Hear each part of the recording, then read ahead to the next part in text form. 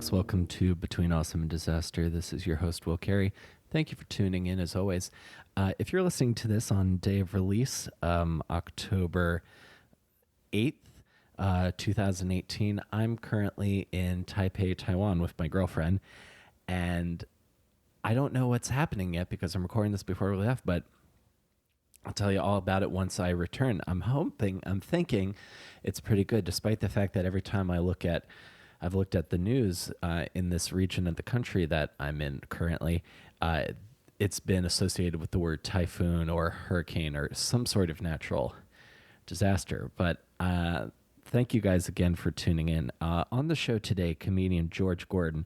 George has a comedy album coming out October 9th. It's going to be available on iTunes, everywhere you get your albums, because I still think that there are albums worth purchasing, and I think his is one of them.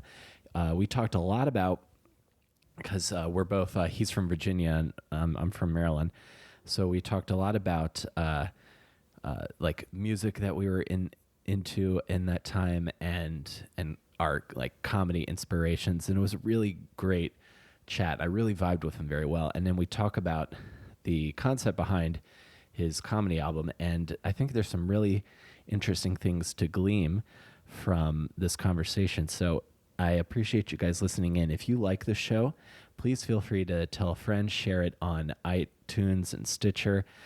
Helps me out. I know a little bit about if you put it in your playlist on Stitcher, that helps other people find out about it. You guys are what help get the word out about this show. So I really appreciate you listening. And if you like it enough to tell someone, that means the world to me. So thank you. You can follow me on Twitter at Comic Will Carey. And since I am in Taiwan right now, I will plug my Instagram, Will Carey23, Carey 23. I don't know how to do social media super well, but I know that my Instagram when I go on vacation and travel with my lady is quite entertaining. So please follow me on that, and you can leave ratings or reviews on iTunes. And thank you guys for listening. Let's go to my chat with George Gordon.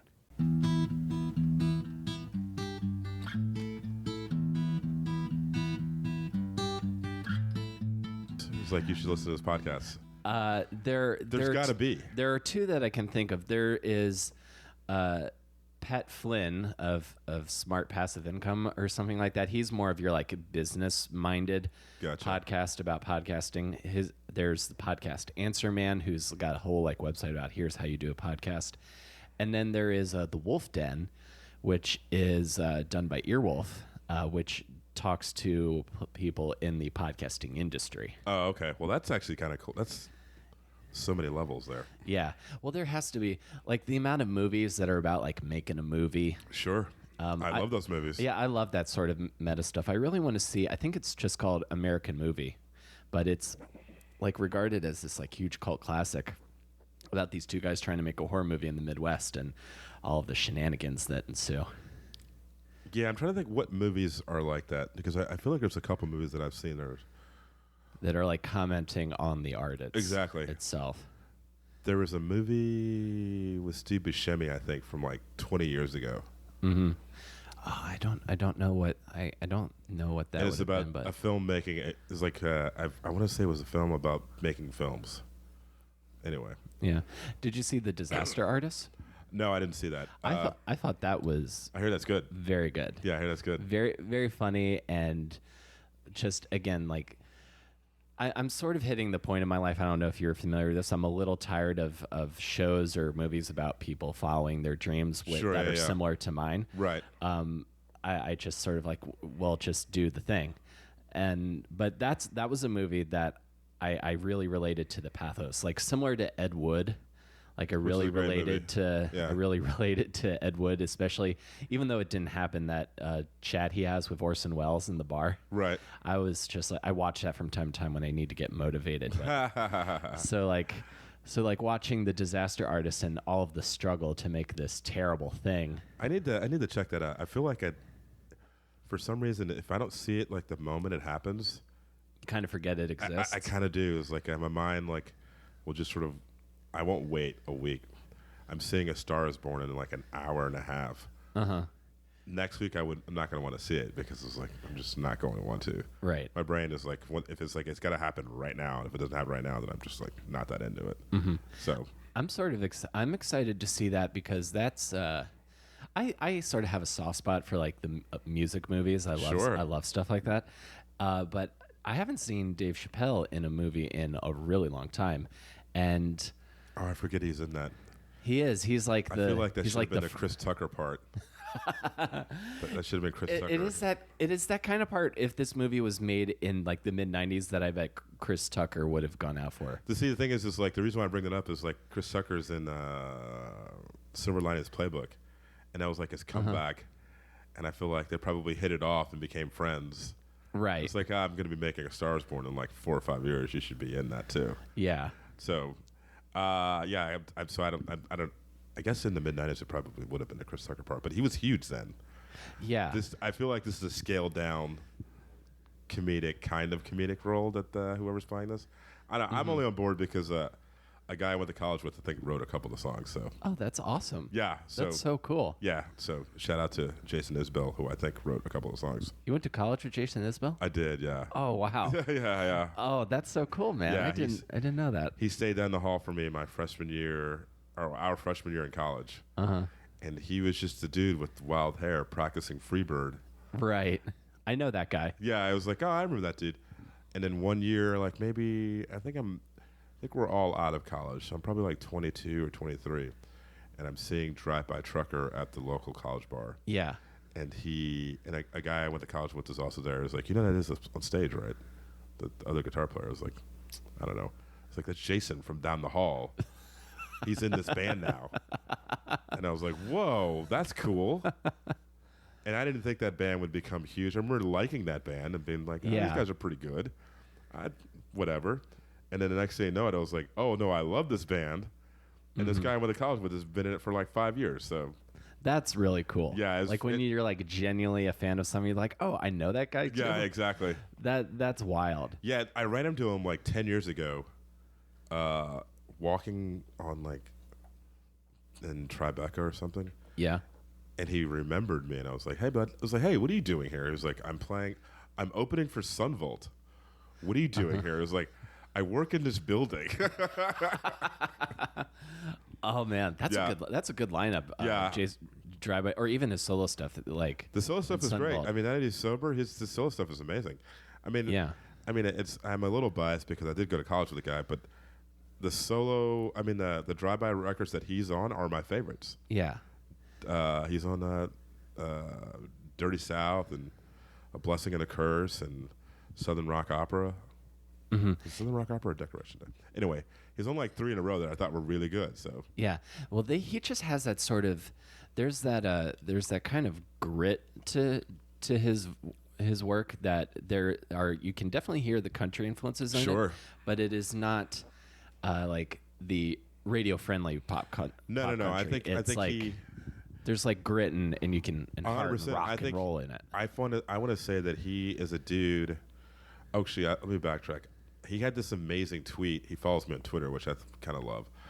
He had this amazing tweet about his music, and he goes, "This week I have opened for Alabama and the National." It's like it just shows you how like nobody knows what kind of music I play. Yeah. So so he's got a fan base that's very, very varied. That like the indie rock kids from Brooklyn or who live in Brooklyn think he's great. Yeah. And the country music guys who live in small towns in Tennessee think he's great too. So yeah, that's like beat that. That's the perfect amazing. Spot to be 100%. in. Absolutely. I would put Ryan Bingham in that category also. He's a part of that crew too. And like Sturgill Simpson.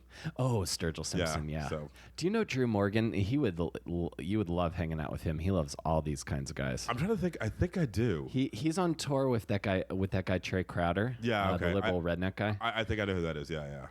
Yeah, so he was like episode 2 of this show, like way before like he took off with Trey Crowder. So we had a great chat about all this kind of country music because I like that stuff, but I like Jason Isbell and I like Ryan Bingham specifically because there's like an authenticity to them. Sure, yeah. Like there isn't it's not like an what's the best way I'm thinking to describe this? They look and sing like that's who they are. Sure, yeah. They're not doing it because they're falling into this formula that gets played on the radio. I think what happens with those dudes, and I think the only reason why they are country is because they are from a certain part of the world they sound how they talk. I mean, like I was listening to Sergio Simpson, and on this podcast, of course, we're talking about podcasts on a podcast, and he said the interview asked him who his favorite musician was, who his favorite singer, songwriter, whatever. And you would think he would say, like, I don't know, Waylon Jennings or Johnny Cash. Yeah. And he said Marvin Gaye was his favorite singer of all time. His favorite recording artist of all time was Marvin Gaye. Marvin Gaye. And if you listen to his music, you can kind of hear it. There's the only difference between, like, a lot of things that he does is just the fact that he's from Kentucky. And he has that voice. But if you listen to, like, chord progression and how the songs are written and what he writes about, it very easily could have been a soul song from the 60s. So, and I feel the same way about Isbell. I bet you Isbell, as much as he loves country music from like the 70s and probably 50s and 60s, he probably also appreciates a bunch of other stuff. Yeah, exactly. Like soul and blues. I mean, we went to college in Memphis for starters, so. Oh yeah, absolutely. So, yeah, that's like the heart of it. 100%. So yeah, I think those guys have a lot of different other influence. I'm not a huge fan of like majority of country, as a lot of people aren't, because it's a little too poppy and almost overproduced. And yeah, there's just a sheen to it that even if the melody's catchy, it's like there's a certain disposable quality to it. It's the kind of thing that you like at the time, don't care about, and then go, oh yeah, like 5 years when you're at the grocery store. Yeah, there's every once in a while I'll hear something, I'm like, okay, that's mildly amusing. I saw Sturgill in concert at Radio City last year. I say Sturgill like we know each other. I saw him in concert, and one of the things I liked about this last record was the horns. Yeah. Because he had members of the Dab Kings play horns on it. But he had been doing that version of those songs for like a year. So when he got to Radio City, he wanted to get his like rock vibe out. Yeah, and it was a rock show. There was nothing country about it. Yeah. There was no horns. He was like, we're stripping this down. There's gonna be 4 of us on stage, and I'm gonna wear this shit out. It was kind of amazing. So you can tell that even though he's a fan of like all these different artists, he probably also is a fan of 90s grunge and I mean, he does that cover of In Bloom on his last album. Yeah. So. Oh, that's a great version. I actually think I like it better. It's a great version of that because it feels big. It feels really big. Yeah, it's like when the chords come on, you're like, oh my god, that's amazing. Yeah, and like I've heard some terrible Nirvana covers in my day. I have too.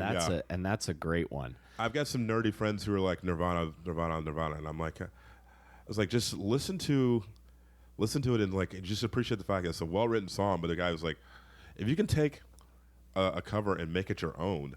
Yeah. And that's what he did. So it's a really good cover. Yeah. Speaking of covers that really make you appreciate the song, and then I kind of want to trace this. I did not know we were going to talk about. Oh, like, well, I'm all over the place. Country music. So yeah. I love this kind of stuff. What I was thinking of I was thinking of. Well, first of all, you're from Virginia, right? I'm from Virginia. So I grew up right next door in Maryland. What part of Virginia are you from? I am from a town called Woodbridge. But I lived in Maryland too. Like all of that's all pretty much the same shit. Yeah. What part of Maryland? I lived in Silver Spring. All Montgomery County, like Wheaton. Yep, I know it. So yeah, I'm from like. My parents are from Virginia, and then my father being military, so we moved around. But we always made our way back to that part of the world. So I'm born in D.C.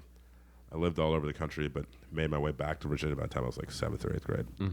And Virginia, my experience has been that there's kind of like there's like a real divide. Like if you head far enough out, you get to like farms and stuff. But then there's that like cluster of Virginia that thinks that they live in D.C. Sure, yeah. I grew up with those people. Yeah, like the Park Slope of Virginia. So is that hives just thinking about this? So is Woodbridge that? Woodbridge is probably the last town before it becomes like the South. First off, Virginia is pretty much all the South. But like just like in New York, we have our New York has an industry that's totally New York. That's publishing is very New York. Wall Street's very New York. Yep. A few other things. I'd say fashion maybe also. Fashion's very New York. What's very DC and what's very Northern Virginia is the government.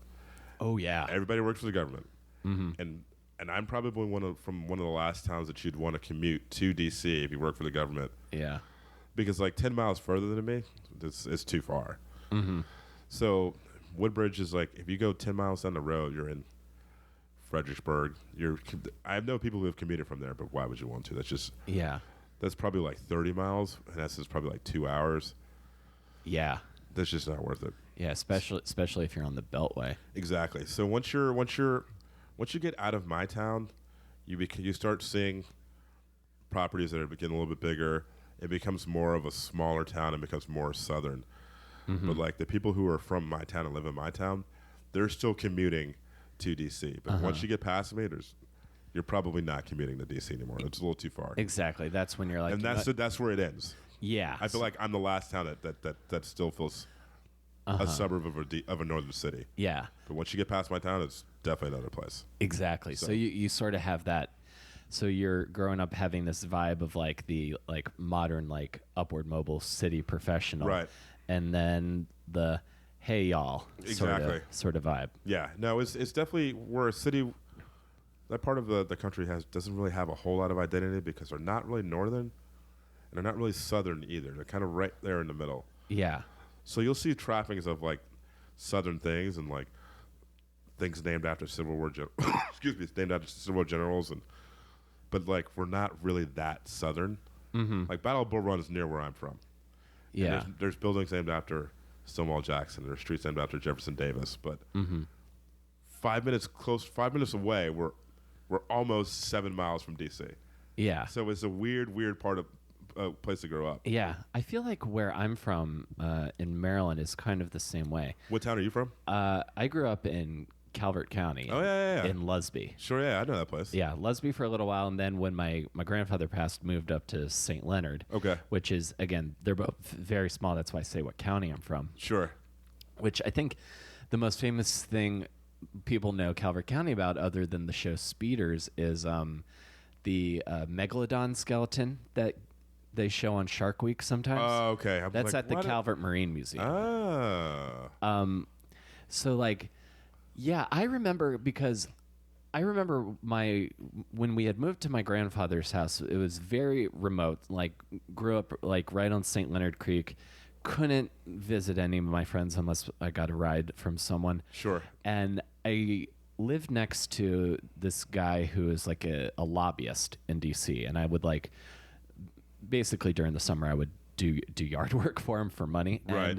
But then also it's also the county where like the volunteer firehouse would get big country bands to come play in the field behind and like people fly the stars and bars and and there's a lot of Make America Great Again. Yeah, no, it's like so when you go back, do you sort of feel that sort of vibe? Because the last time I was back in my town, my dad's neighbor 2 doors down, big old stars and bars flag right in front of his house. So I mean, like we've got this weird. Like when I went home, I was like, I'm not ragging on my friends from high school, but they voted for Trump, and I was just like, well, my friends, my group of friends were like because I was like one of I was like one of the geeky theater kids, and we weren't like some of my friends in college, they were like the popular kid doing theater. I'm like, what world are you living in? Sure, yeah. We were like the Island of Misfit Toys, and all the like punk rock kids like were doing makeup and costumes for us. The goth kids were helping us out. That's who I was hanging with. So my friends, we all got out and are like horrified by the administration. But I don't think my dad and I'm curious about your family growing up also. My dad has never told me who he's voted for. He complains about Trump and some of the things he said, but I also know he would never vote for a woman. Oh, wow. Yeah, I think your dad and my dad probably should go bowling. I think they're very similar. My father is very conservative, but he's conservative like Colin Powell was conservative, or John McCain was conservative. Yeah. Because like those guys, my father was also a lifelong military person, so Right. he was in the Army for almost 30 years. So and those folks usually tend to be conservative, not just because they're Yeah. how they feel. It's just sort of like I'm not really sure what their deal is, but they're. Is it like I wonder, did your dad ever like see combat? If he did, I didn't. I mean, he never told me. But my dad is just young enough to have missed Vietnam, and too old for Iraq. So his stuff is from the 80s. So I definitely remember him going to Panama, and that's like 80. Yeah. Manuel Noriega's like 87, 88. Yeah, 89. yeah. I've been to Panama. That's still kind of a. Yeah, so he's there for that. So he's probably there for Grenada, Right. and he's probably there for Desert Storm. no, because that's 92. That's 92, so that's a little bit later. So that's a little bit later. So he's there for Grenada, which I think is like 81, 82. El Salvador is probably like same sort of Iran Contra. That's probably like. Oh yeah, all that stuff. That's like 85. Noriega is probably like 88. And I think by 92 he's on his kind of phasing out. Because I want to say he retired when I was in college, and I started school in 96. Okay. So he was there from probably 72 to like 99. That's a good long. Yeah, he was in there for a while. Yeah. Yeah, so he's a career military guy. right, because the Vietnam War is the only reason why I know this because I've watched the Vietnam War documentary. I think ended in 74. Yeah. And they probably stopped sending people there in 71.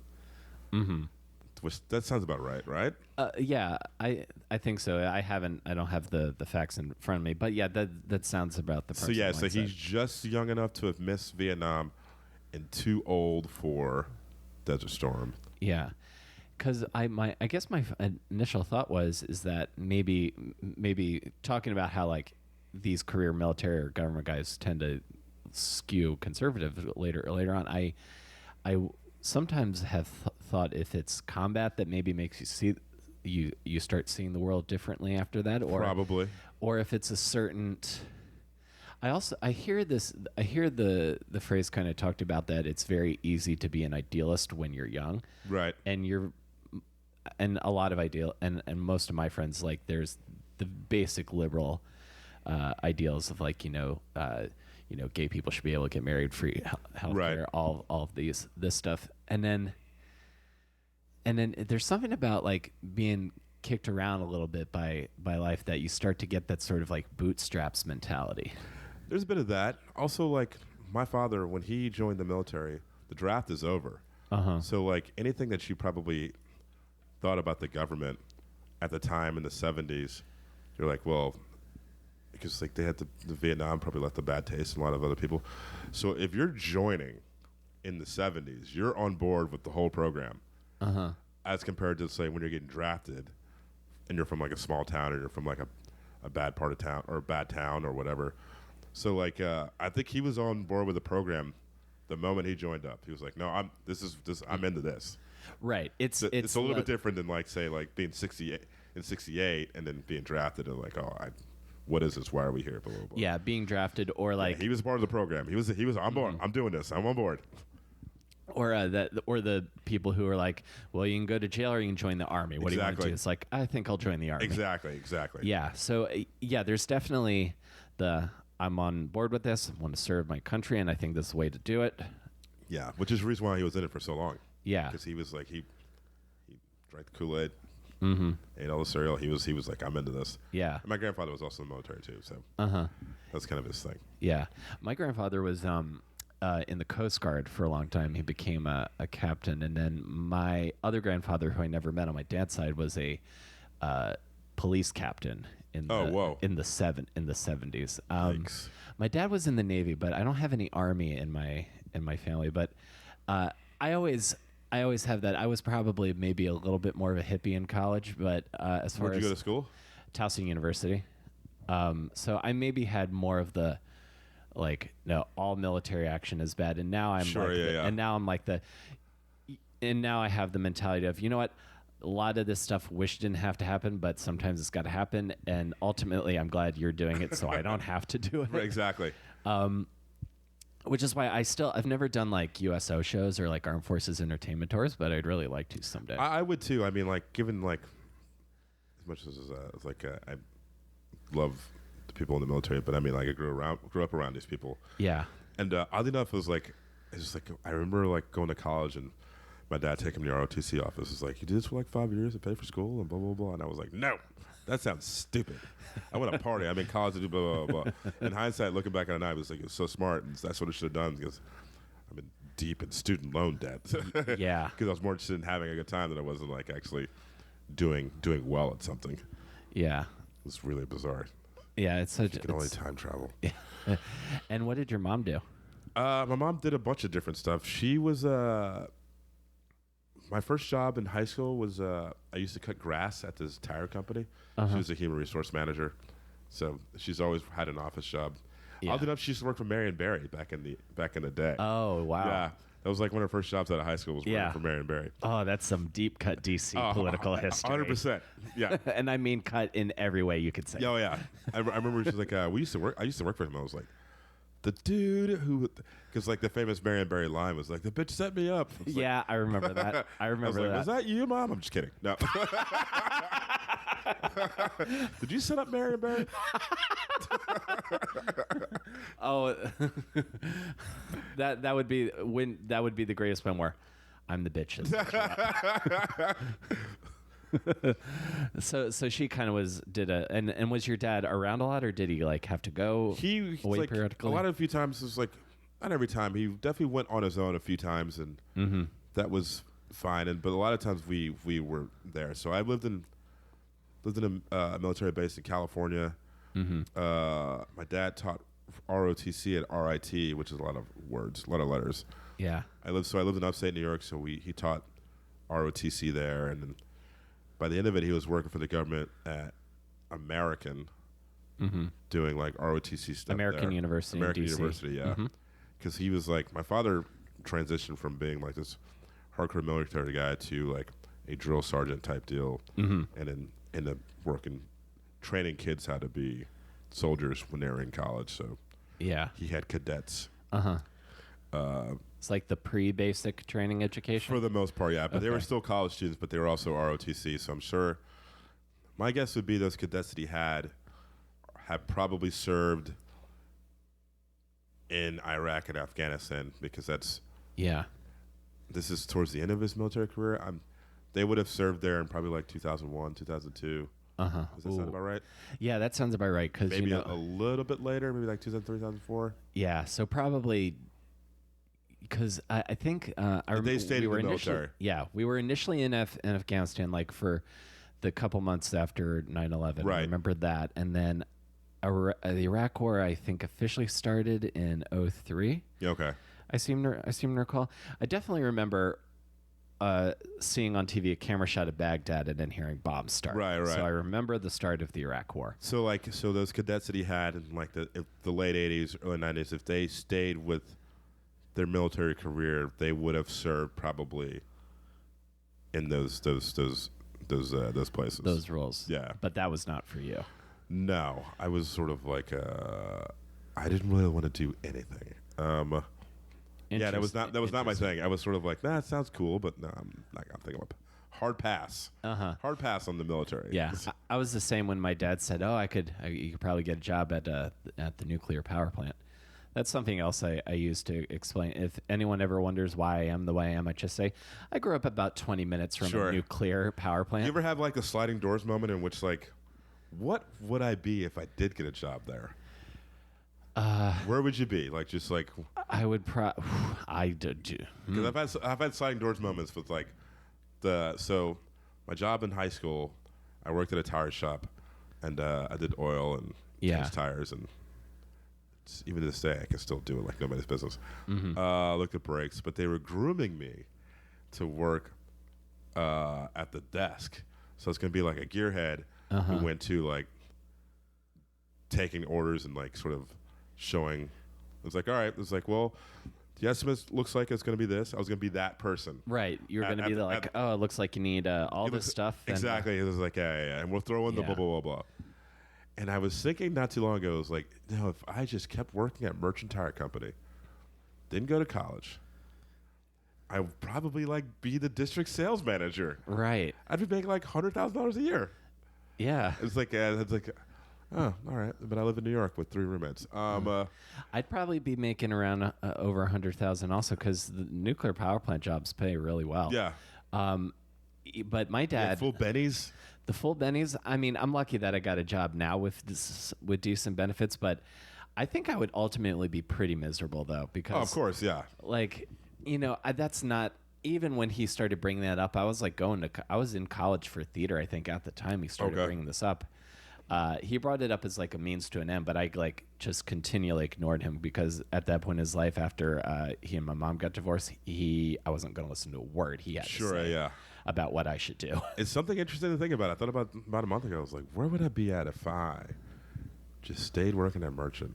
I could be VP. I could be VP at Merchant Tire Company. Yeah. I mean, that means I would have worked there for 20-something years. Right. You would be deciding if Woodbridge is too close to the city. There you go. If you want to get a house in Woodbridge, or if you want to maybe move a little bit further out. I would probably have season tickets to the Redskins. I wouldn't go every game, but I would go to at least 5 of them. Yeah. So, you might get a playoff game every couple every few years. Yeah, it was let's see, 2008. I would probably be able to go to a few Caps games. Yeah. And I would be a Nationals fan. Mm-hmm. That doesn't sound like a bad life. I mean, I prefer to do comedy and hang out exactly. And bullshit, but that's the ultimate thing. Whenever I think about stuff like that, or I reflect back on oh, what if I did this? I ultimately think I would be upset that I was not doing comedy in New York City because this is where I wanted to be this is the first thing I ever had a real goal. I need to get there and do this kind of thing, and then I'll figure out everything else around to that. Was comedy an early thing for you? No, I remember thinking I thought it was cool. When was this? Probably, I'd say. I'm trying to think of what was the thing that spoke to me. So, I am 24 years old, and to me, comedy only existed on late night or specials. I didn't think people did that for a living. I was like, why would you do that? That's weird. Right. I didn't think you did one-nighters in shitty parts of town and you drove to the next town. You're on tour, and I went to go see. I'm probably 25. I went to go see Doug Stanhope, and at the time, I'd already bottomed out. Mm-hmm. College was over. Mm-hmm. What did you? I went to film school. Film school, okay. But I was the worst film student. And I was more interested in. I went to college to party, and then film school was a thing that I had to go do while I was there. Sure. But partying was what I was there. I was there for the party. Yeah. I was don't live in Virginia. I was no, whatever. So I get to school, and instantly I was already a big hit because I was well liked and I loved drinking, and I'm where's the next party? But so I'm 25. I'm working at a liquor store at night. I'm selling office equipment during the day, and I'm my life just kind of stinks. So those years when you're done is school is officially over. Yeah. It's you're not going back. Grad school will last for a cup of coffee. It's we're not going back to that. It's oh, this is what life is now. So I remember thinking, well, this kind of stinks. And that's when I saw a comedian. I went to go see a comedy show. I saw Doug Stanhope. Who's amazing. Who's amazing. Love him. Saw him at the High Tone Cafe in February of 2005. 2004. High Tone Cafe. I've never heard of that place. Apparently it was Elvis's dojo in the 70s, but it was a music venue. Okay. And Doug Stanhope at the time was doing nothing but music venues. And that makes sense. No clubs. He was just doing. He probably did a bunch of clubs, a few clubs, but he was known for doing these rock venues. Mm-hmm. What year was this again? 2004. 2004. Okay. So what? I'm trying to think what era of Stanhope that might be. That is the. Is it before he did the special at Gotham where he had all the mirrors in the background? It's before that. Okay. So he's still I'm like trying to think what is the name of the album that he was. Deadbeat Hero, maybe? I think that's 2003, 2004. So he's doing music venues, and so you go to the show, and I go to the show, and the band opened up for him, wow. which I thought was crazy.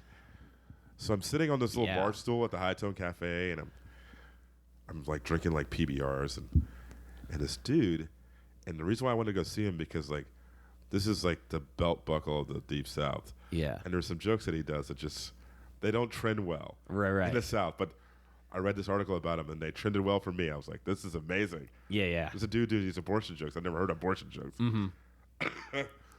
And this article I read in the Memphis Flyer because he was there the year before, and he walked a few people in the audience. Yeah. Because he told this joke. I'm gonna butcher the shit out of it, but it was a weird joke, and it was not for everybody. But I remember reading the article. I was like, oh, that's funny as shit. I'm gonna go see that guy. Go see that. Yeah. And at the time, like I said, comedy only existed like on television. I didn't realize that people were doing like one-nighters and doing one-nighters or doing setting up their own tours or exactly putting out albums. And he was first off, he probably did like an hour and a half, which I thought was crazy. Mm-hmm. The band opened up for him. I've never seen anybody drink that much on stage. Yeah. He drank every bit of like 10 Miller Lights and like 8 shots of Jaeger. It was unbelievable. That's impressive. And he did all of this in front of like 15 people. Wow, And so it was kind of a light show. Yeah, it was a light show. And I mean, he probably got paid the same amount. And I remember sitting in the back thinking, this is the greatest thing I've ever seen in my life. Yeah. I want to do that. Because at the time, I was kind of lost. I was like, I'm working at a liquor store. I hate my life. I hate selling copiers. Yeah, did you have dreams of like being a filmmaker? I thought it was cool. I mean, like film. That dream ended the moment I graduated. I was like, that's not. Gotcha. Okay. Yeah. It's like that. So you just have that sort of like post-college malaise. Yeah, exactly. I'm like, It's sort what of am I like gonna do? directionless, and you're just looking for like a lightning Yeah, I'm bolt. 25, 26, and I see him, and I was like, that is the coolest thing I've ever seen. And he did everything. He did crazy crowd work. He was filthy. Yeah. Oh my God. Filthy. I bet. And I was just loving it. I was like, this is amazing. He told this joke. One of the things that people forget about him, they know him for the ranting and the raving and like his views on stuff. Is I think what sometimes gets lost is he's a tremendous joke writer. Yes. And I think I wish people like appreciated that as much as they do the other stuff. Because like he, at the time, I remember it was like, I didn't know how to write a joke, but I remember like, oh, that's a great just joke. Yeah. Just a great joke. It was like boom, boom, boom, boom, boom, joke. And I remember thinking it was like, he's like, all these other things he does are phenomenal, but like, these are great jokes. They're just great jokes. Yeah. That's like at the core. That's the core of it. Like you can have all of the like edgy, risque like stuff, but at the core of what makes it all work, in my opinion at least, is that the jokes are really solid. He's got great jokes. And yeah. it blew my mind. I was like, holy shit, this dude is fucking awesome. Yeah. And like, I think even this is a couple of years after Deadbeat Hero, like much later, like Beer Hall Putsch. I think the story about him helping his mother kill herself. Sure. Yeah. If you were to speak to like any middle on the road in America, that is like the Hall of Fame greatest bits 100% of all time. Yeah. I think that bit is incredible. And the way it comes back around, it is just masterful. He's granted, it was like as I've gotten older and sort of evolved to like the comedy that I like. Yeah. It's like I don't listen to him as much because like sometimes it's a ranting and a raving can gotta be a little bit too much, and like I like stories and like sort of a little bit more concise stuff. But I mean, at the time, he was my Michael Jordan. He was like, I thought this dude was amazing. Yeah. And oddly enough, I met him, and of course, like I think he probably would have been cool with me being like, hey man, you're great, blah blah blah blah blah. This is amazing. This was like my first comedy show. I think you're amazing. But I just went, that was awesome. Shook his hand and just bolted for the door. It was like, that was great, dude. Thank you. And just ran out. And he probably would have been like, Oh, we could have hung out. Right. Yeah, I bet Stanhope would like smoke 2003 it out. Yeah, just exactly. He would have had be like, let's keep this going till like exactly the sun comes up. 2003 Stanhope probably would have been like, yeah, I saw him like not too long ago, like, and I was just staring at him from like across the street. And he was like, why is this fucking guy staring at me? Right. The other thing, and this is, I don't like blanket statement rules people make about stand-up comedy. The one thing that if there was going to be like a comedy like guidelines, I think Bill Hicks's things that he wrote that get circulated around is pretty good, but talking about like the core is really good jokes. I can't remember. It might have been it might have been Kevin Frolix wrote recently about how he went to a Comedy Central taping that Dave Attell was hosting. Sure. And Dave Attell goes up, crushes, and then he said no one else really did that well because they were just they were doing like the shocking, edgy stuff. Oh, whoa. But it didn't quite go as well. He's a really good comic too. He's He's really good. He's an amazing comic. I love Attell. I need to see him live before. Oh, Frolix as well. I love Frolix also. Yeah. That guy. I was on a show with him once. It was like, all right, okay, everybody fucking got to be good now. Oh, Kevin's like one of my best friends. Oh, really? In He's New really York. good. We go way back. We used to be roommates. Oh, okay. Yeah, we did a web series together when we lived together. It was he's a solid dude. I love his musical also. I saw it a couple of times. But one rule I would love, if an open micer were to ever ask me for advice, I would say be able to write like jokes about yourself and maybe some observational humor before you try to be Bill Burr or Patrice O'Neill. Yeah. Because I don't think the really neophyte comedians that like those guys catch the life experiences, catch the nuance, catch the nuance of what they're doing, or have the, again, you're saying the life experience to confidently say something that maybe the crowd is going to get divided on, right? And then just stand there and be like, what? Well, I mean, like I wanted to be that comic. I wanted to be like, wanted to tell like it is. And about probably like maybe 8 months, and I was like, I don't know what the fuck I'm talking about. Right. So I sort of went, why don't you just talk about things that I know?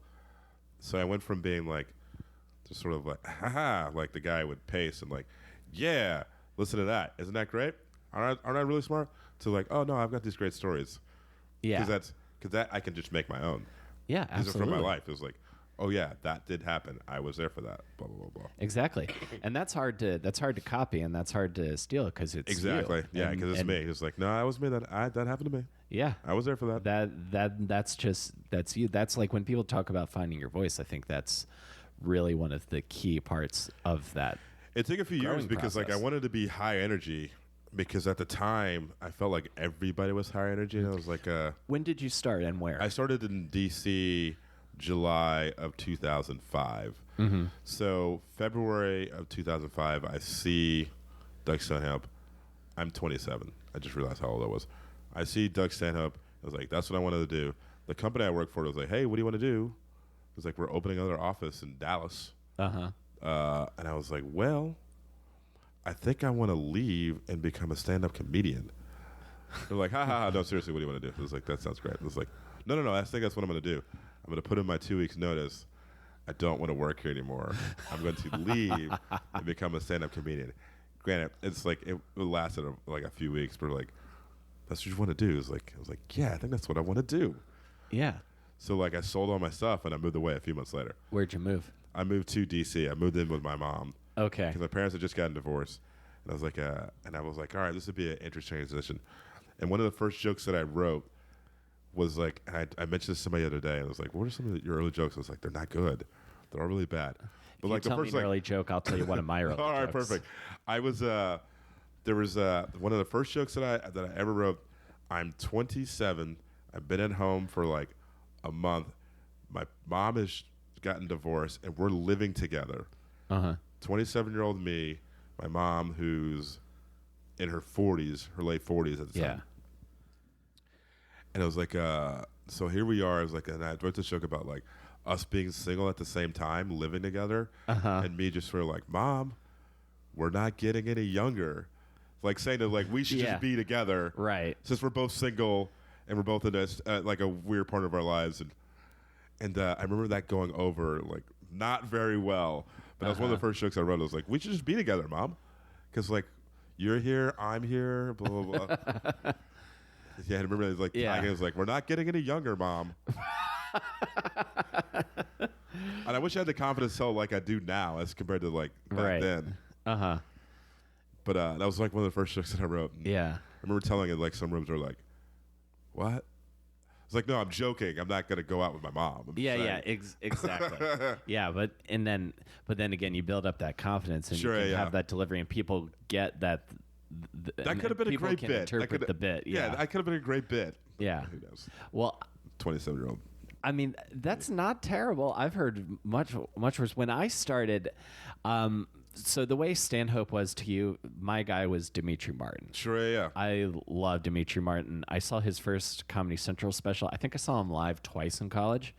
I haven't seen him recently, but I saw his Comedy Central Presents in high school, and I was just like, comedy can just be short sentences. Yeah. Because to me, at that point, what a comedian did was like Bill Cosby, like long form storytelling, without all the criminal stuff, but like long form storytelling and like that's what I stuff thought about your family and stuff. But I was too awkward to do that, and I didn't have the life experience. So when I would go, I would be very deadpan, and the first joke I ever wrote was, I would go on stage and I'd say, my name is Will Carey. It's a sentence fragment. And then to make up for the... That's actually a really good fucking joke. And then to make up for the amount of time, I would just go really slow and I'd go, Will Carey. Yeah. What?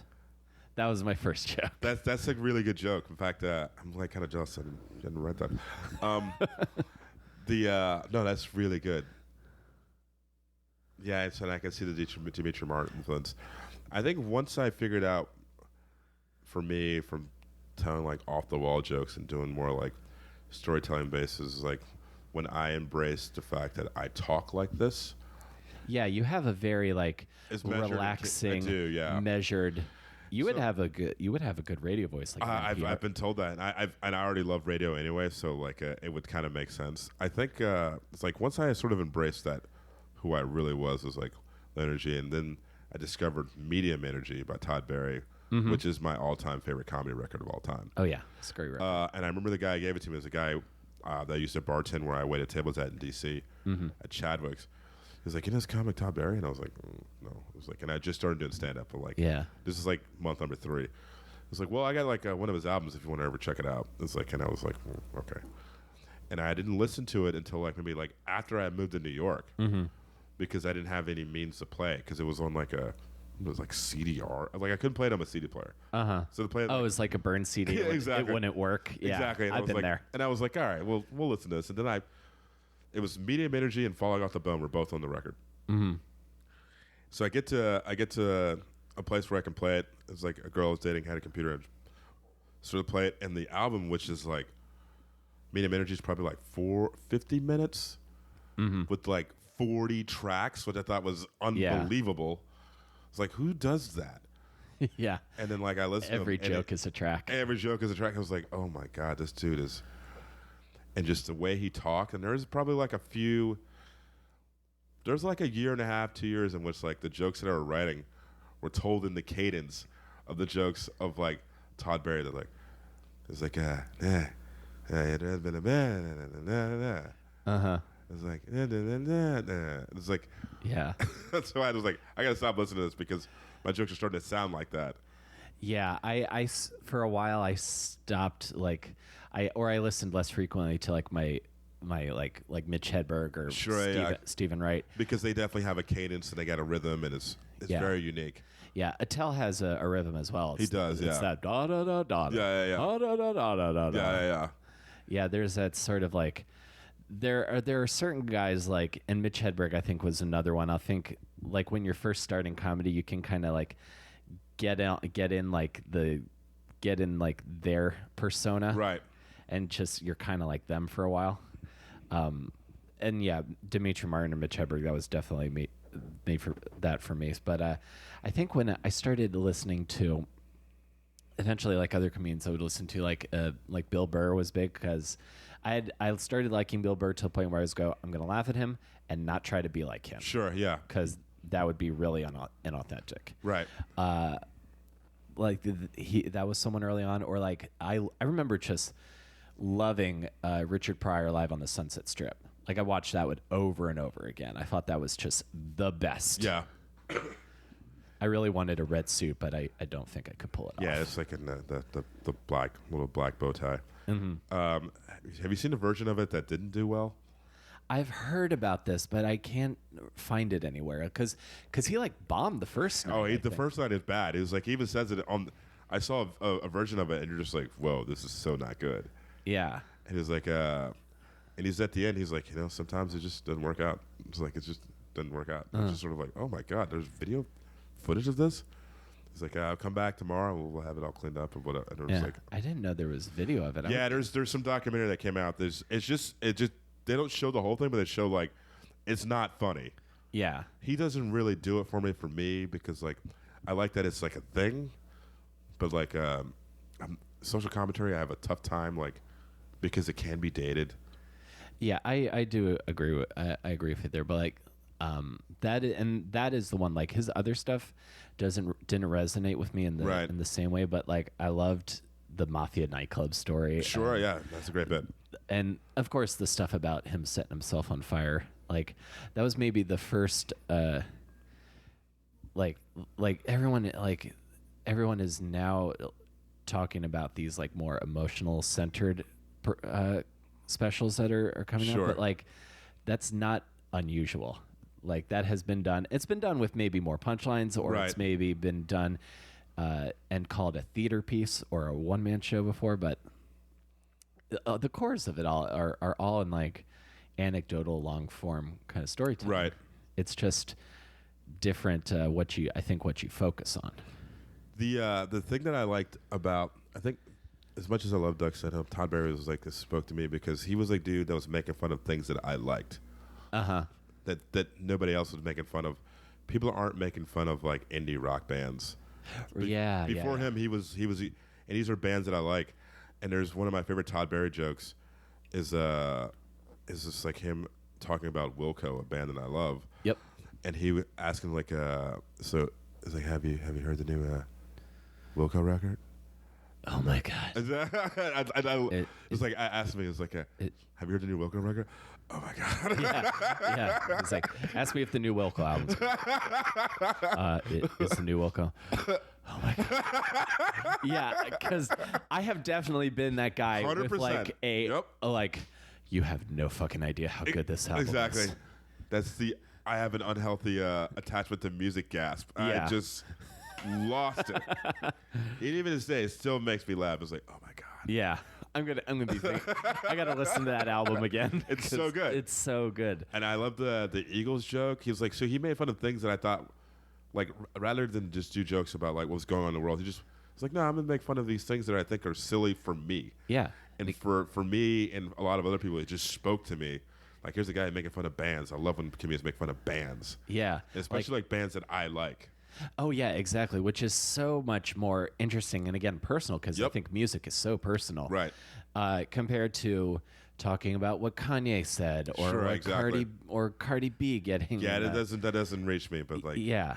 This dude talking about whatever. There was did a show with him years ago, and it was like him and Mike Birbiglia, who are like my Mount Rushmore of comedians. Love Mike. And they were going on after me, so I was like, and I don't do this bit anymore, but I've actually watched myself tell it the other day. I was like, I don't think I like that joke anymore. Mm-hmm. But I was making fun of bands who announced that they're going to be somewhere, but they're just playing records, which would drive me crazy. Like, because like, I'm an indie rock snob, and like a band that I liked was like playing. I was like, hey, they're playing somewhere, but then like small letters would just say DJ set, which is I hate it. Used to hate that shit. And it's like I looked over at Todd Barry and Mike Birbiglia, and one of my friends was like standing next to him was like, they were both laughing at that joke, and I was like, hey, I won that for the evening. It's like they both thought that was really funny. That's excellent, because I'm making fun of like those things that like these dudes who I love would make fun of too if they were Oh yeah, they're annoyed by the exact same thing. yeah, absolutely. It's like you find your kindred Exactly. spirits in a way, and if they're people you admire, like, oh my gosh, Yeah, they're just like me. yeah, And Iraq dudes who fucking hate when they announce they're playing somewhere and they're just spitting fucking records. yeah. Even to say it still drives me crazy. Oh yeah, like just say you're DJing somewhere. Just say you're DJing somewhere. It's really that simple. I thought what I do like, and this is I've had some moments lately where I've started to feel my age because all of my favorite bands from high school are on 10-year anniversary tours for my Lord. for my favorite albums, and It happens real quick. and too. all of my new favorite bands are named after songs by my old favorite bands. Oh my God. So like I love New Found Glory, and now I'm like into All Time Low. I remember All Time Low before they got signed in Baltimore, or The Story So Far. I was just like, oh no.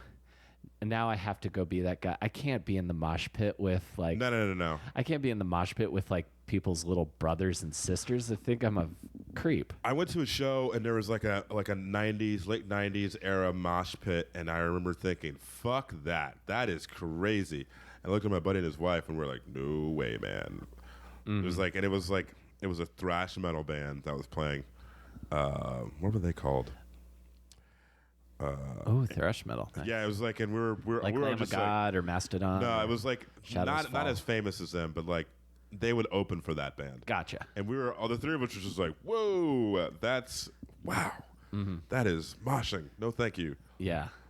A couple of Christmases ago, I went and saw The Starting Line with a girl I was dating at the time and my friend Leo, because we all love pop punk. And we were just standing in the back. And then I got sore the next day just from standing in the back. Yeah, no, I was like, I hugged the wall and I saw a shoe. Like I was like, nah, I think I'm gonna pass.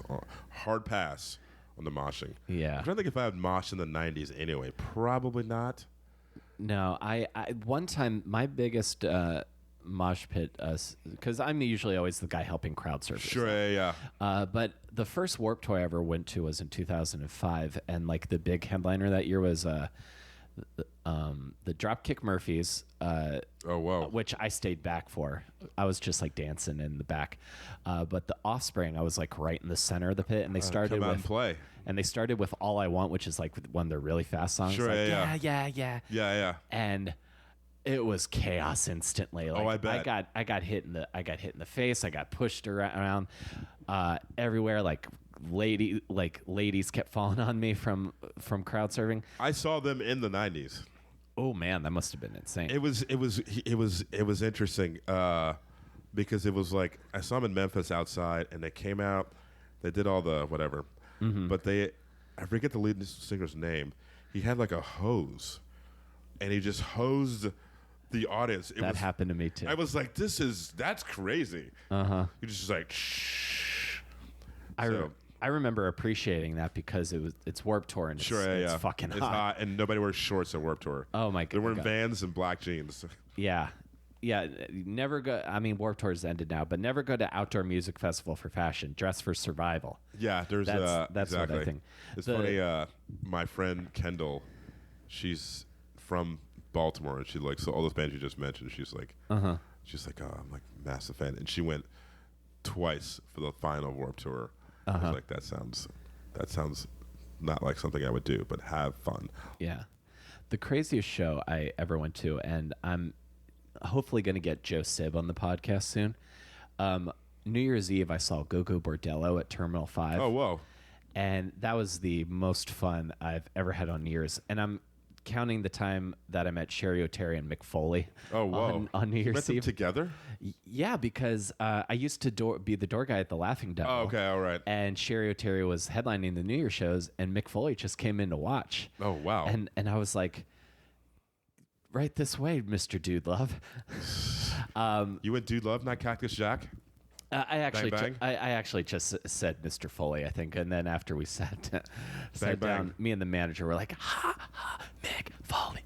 Yeah, he's we were I'm so like a excited. lifelong wrestling fan, so I would have Yeah, I noticed gone the Mick. I'm Cody wearing Rhodes I'm wearing a Bullet Club shirt. I was bartending earlier today, and that delivery guy was like, Cody Rhodes, and I was like, what about it? It's like, you a wrestling fan? I was like, yeah, I'm kind of a big wrestling fan. He's like, I'm a professional. I'm a wrestler. He's like, you should come see me wrestle. And he mentioned a bunch of dudes that he wrestled against who I also love. And I'm like, oh, no way. And there's people in the bar who are like, these two dudes are going to be like best friends now. Oh, like, yeah. I run the hardcore shows at Coco 66. And I was like, Coco 66, I used to bartend there. Do you know? I was like, oh, yeah, those are two of my best friends. It's like, those are two of my best friends. And everybody in the bar was like, what's happening here? What are these two dudes doing? So that is like, we hit it off immediately. that is like one of the best moments of friendship ever. That sounds great. We both had a little gleam in our eyes. It was like, it was like, what are you doing out? He was like, want to go watch some wrestling, get some beers? I don't know. What's going on? It was a delivery guy. He came in, he was like, Cody Rhodes. He's like, yeah. I was like, yeah. I don't know, Cody Rhodes, whatever. Mm-hmm.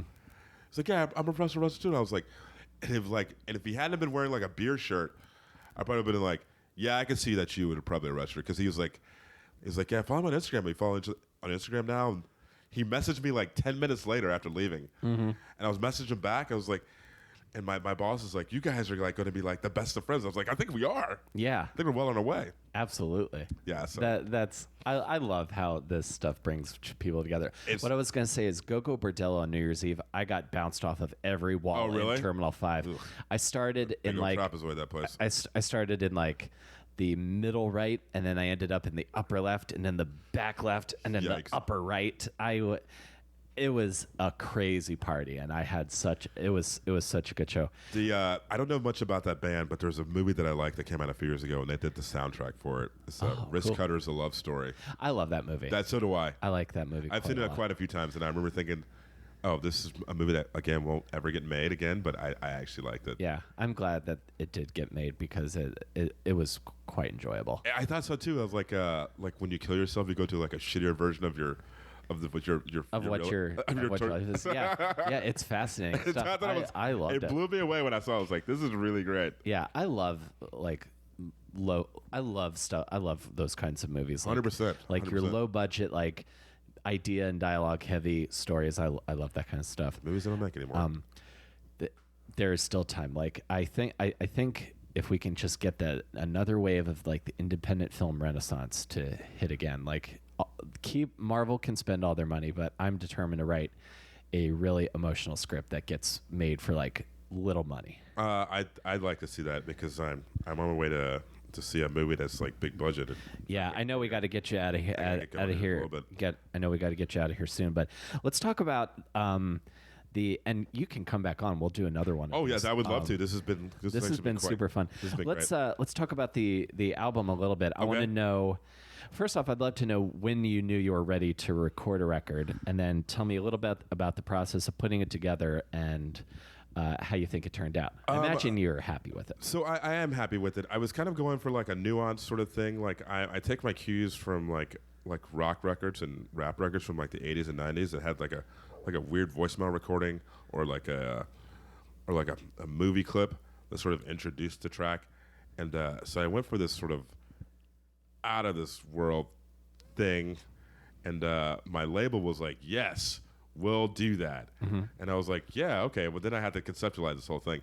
Yeah. So after recording the 2 shows, I was like, yeah, I don't know if we're going to do that anymore. That seems kind of insane. So what happened was Selena Kopic, who you've had on your show, yes, who's one of my best friends, love her. She was recording her album, and the label that recorded hers really liked me.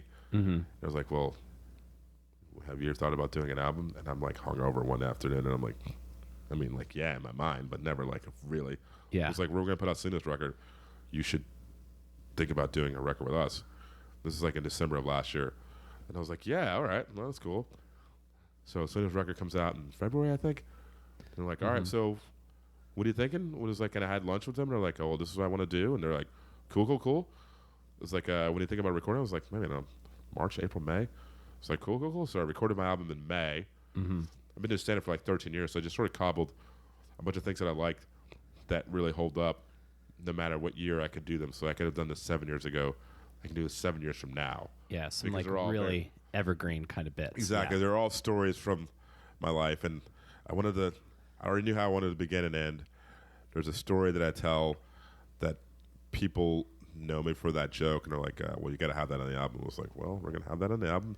It's going to be the last thing I tell, probably for the last time ever. And in a way, it actually kind of worked out that the show Roseanne came back the same year that I was recording this album. So now that joke has another life to it. Yeah, totally. And all it is a story about me meeting the actress who played Becky. I met her at a bar once. Excuse me. But cool. It's like, it's turned into like this thing that people are like, oh no, he tells that story about meeting Becky, Lacey Goranson at a bar, and he's like, you should hear him do it. Hopefully he does it tonight. And when Roseanne came back, I was like, all right, well now we have another avenue for this joke. Yeah, and it has so much different levels. That's your "I'm the Machine" story. Exactly. Like, that's it. I looked at it on my track listing. It was like 4 minutes long. I was like, well, I didn't realize it was this long, but it's now people like they already know like it's my free bird, I guess. They're like the people that see me do it are like, oh, you're gonna do that joke? I fucking love that story. Please do that tonight. And I was like, all right. Well, that can be your encore for. Maybe it was like, and I said when I recorded, it was like, for the last time ever, guys, I'm never gonna tell this story ever again. So my dream is to have her hear it. And one of these days, we'll have to have that happen. We can make this happen. Yeah, Lacey Goranson. We'll make this happen, George. And when does the album? The album comes out October 9th. But you can already pre-order on iTunes. It's called Your Good Friend. Your Good Friend is my get her done. It's my catchphrase. It's sort of something I say. I actually sign off on emails as a joke. Your good friend, sincerely, your good friend. And it just started off as like just a stupid throwaway line in a joke, and I just sort of say it jokingly, and now it's like turned into like a thing that I say all the time. Yeah. So like when I do tweets, it's like, hey y'all, your good friend got lost and blah blah blah, or hey y'all, like check out your good friend with his buddies. So to keep with the theme of the phrase your good friend, I've actually my album cover, which is done by Minnie Tucker, is a picture of me but smaller photos of me with my friends. Oh, that's so cool. And I named all the tracks after people important in my life, which families and friends. So. Oh, that's great. And Minnie Tucker is the perennial photographer, the documentarian of the New York comedy scene. That's great, dude. So it sounds like there's so much more like there's just so many layers talking about podcasting and movies about making movies. There's like so many more layers to this than just a recorded stand-up set. Yeah, no, I mean like I think so. I hired a publicist. Long story short, I hired a publicist. She was like, and she listened to my record. She was like, Art, I loved your record. They gave it anyway, but like artists usually are just kind of like crazy, and you made it a point to make it about other artists, which is completely unheard of. Like nobody does that.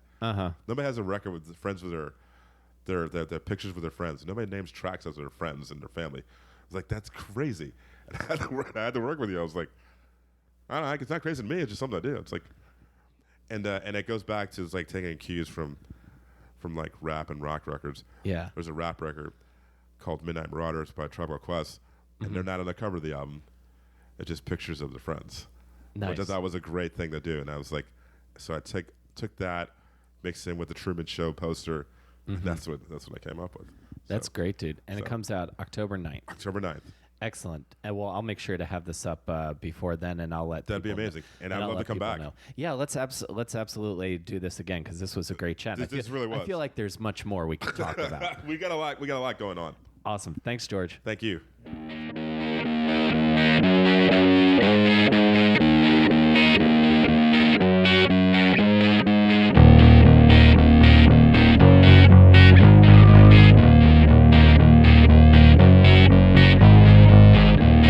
Okay, guys, that's the show. Thank you again so much for listening. As always, if you enjoyed the show, please tell a friend. We're on Apple Podcasts and Stitcher. You can follow me on Twitter at ComicWillCarey and get George's record. It's called Your Good Friend, and it's out October 9th. So if you're listening after this, go right to your phone to the iTunes store and you can purchase it. It is worth your money, and you're supporting the arts. And I think that's important to remember. Comedians, there's a lot of labor that goes into making a comedy album. So the fact that you purchase it means a lot more than just the act of you listening to it and laughing. So it means a lot to the person who made it. And George is a great guy, and this record is good. So You'll laugh. Thank you guys again for listening, and I will see you next week between Awesome and Disaster from Taipei, Taiwan. Take care, everybody.